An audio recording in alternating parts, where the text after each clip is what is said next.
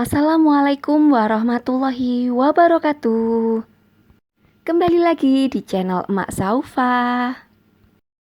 Alhamdulillah di kesempatan kali ini Emak tuh mau sedikit sharing mengenai apa sih penyebab pengelolaan keuangan kita itu selalu berantakan.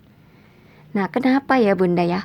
Kita itu sudah berusaha untuk mengelola keuangan sesuai dengan pos-posnya. Sudah mengatur kewajiban-kewajiban, kebutuhan-kebutuhan yang pokok, yang keluarga, lalu buat sedekah, dana darurat. Sudah dipos-posin untuk tabungan juga. Tapi tetap aja selalu di pertengahan itu berantakan. Sudah dipos-posin, sudah diamplop-amplopin, tetap aja berantakan. Apa sih sebenarnya penyebabnya? Nah, kali ini emak itu mau mengupas sedikit demi sedikit. Apa sih penyebabnya? Kenapa pengelolaan keuangan kita itu selalu berantakan? Mudah-mudahan menginspirasi, mudah-mudahan bermanfaat. Untuk teman-teman yang selalu mendukung channel Emak Saufa, Emak ucapkan banyak terima kasih. Dan untuk yang baru bergabung, Emak ucapkan selamat datang. Jangan lupa like, komen, dan subscribe-nya ya Bun. Terima kasih. Sebelum lanjut ke penyebab pengelolaan keuangan kita berantakan, Emak mau memberi sedikit informasi bahwa pendaftaran PAWON batch ke-42 sudah dibuka.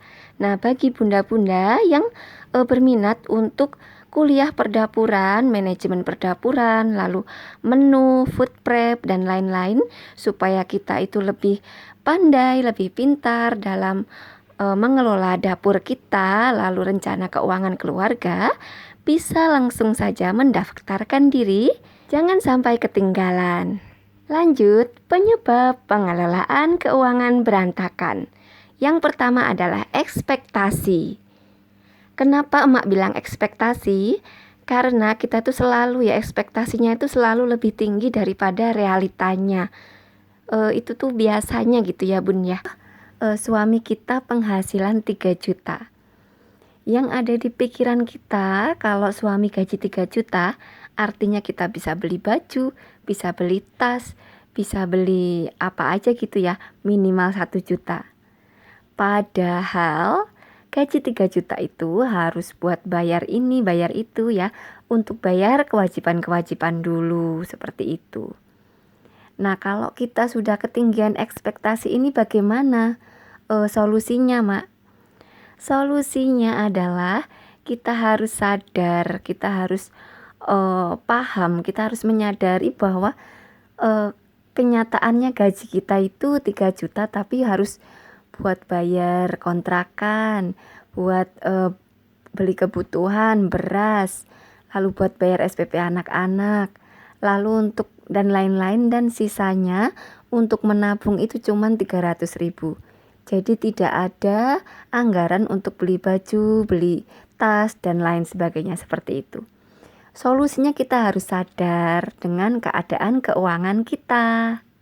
Nah, kalau kita memiliki keinginan-keinginan, kita tulis aja apa sih keinginan kita gitu. Contoh, emak tuh pengen banget meja makan, contoh ya. Emak tulis di kertas gitu, emak pengen meja makan. Nah, nanti kalau emak ada sisa uang belanja, belanja mingguan atau belanja bulanan, nah nanti emak pisahin untuk mewujudkan keinginan emak. Atau emak bisa mencari penghasilan lain seperti itu. Nah, itu mungkin malah ini ya beda gitu rasanya nanti kalau sudah terkumpul dan bisa membeli. Insya Allah deh itu lebih berkah gitu, lebih manfaat daripada kita belum memiliki budget tapi kita paksain gitu untuk membeli gitu. Sedangkan itu kan bukan hal yang wajib kita punya gitu loh. Jadi ya kita bisa dengan menyisihkan sisa-sisa uang, lalu bisa kita gunakan untuk mewujudkan keinginan-keinginan kita. Seperti itu Bunda. Penyebab pengelolaan keuangan itu berantakan yang nomor 2 adalah tidak kuat melawan godaan. Nah, biasanya tuh ya kita awal-awal tuh kita seneng banget tuh udah dipos-posin, sudah pas nih udah dibayar semua, kebutuhan-kebutuhan sudah dibeli semua, kewajiban-kewajiban sudah dibayar. Nah, terus ada diskon gede-gedean atau pengen jajan atau pengen belanja online dan lain-lain. Yaitu ya jadi penyebab akhirnya kita pengen beli juga gitu. Akhirnya kita keingetan terus ya pengen, dan akhirnya budget untuk yang lainnya akhirnya kepake. Nah, padahal nih Bun, kalau keuangan sudah dipos-poskan, sudah diamplop-amplop, kalau kita ngambilnya ngasal atau kita mengambil tidak sesuai dengan yang dibudgetkan, pasti akan berantakan Bun. Itu pasti, makanya kita harus benar-benar konsisten apabila sudah membuat pengelolaan keuangan. Nah, penyebab pengelolaan keuangan berantakan yang ketiga, menganggap bahwa gaji itu untuk dihabiskan. Padahal penghasilan kita itu Bun harus disisakan untuk tabungan. Iya dong, kita harus punya tabungan. Kalau kita sewaktu-waktu ada pengeluaran-pengeluaran tak terduga, kita masih memiliki uang gitu loh Bun. Kalau kita nggak punya tabungan, kita mau minta siapa gitu Bunda. Makanya kita harus memiliki tabungan. Dan tabungan itu kalau sudah diposkan untuk menabung, jangan diambil-ambil Bunda. Karena tabungan itu selain untuk biaya yang tak terduga, seperti kita ada musibah, atau ya contohnya ya kayak bannya harus ganti, ban motor harus ganti atau apa gitu. Kayak gitu kan butuh uang yang lebih banyak gitu. Jadi kita harus memiliki tabungan. Nah, selain itu, tabungan itu juga dibutuhkan untuk kehidupan kita yang terus berkembang. Contoh, anak kemarin tuh masih kecil, sekarang udah waktunya sekolah. Dan kita kalau mau masuk sekolah juga butuh biaya. Nah, buat itu atau untuk beli rumah atau beli kendaraan. Ya intinya pasti setiap orang kan pengen kan memiliki kehidupan yang terus berkembang. Penyebab yang keempat adalah evaluasi anggaran yang salah.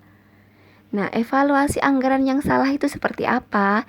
Contoh, kita itu menganggarkan untuk belanja bulanan itu selalu lebih besar.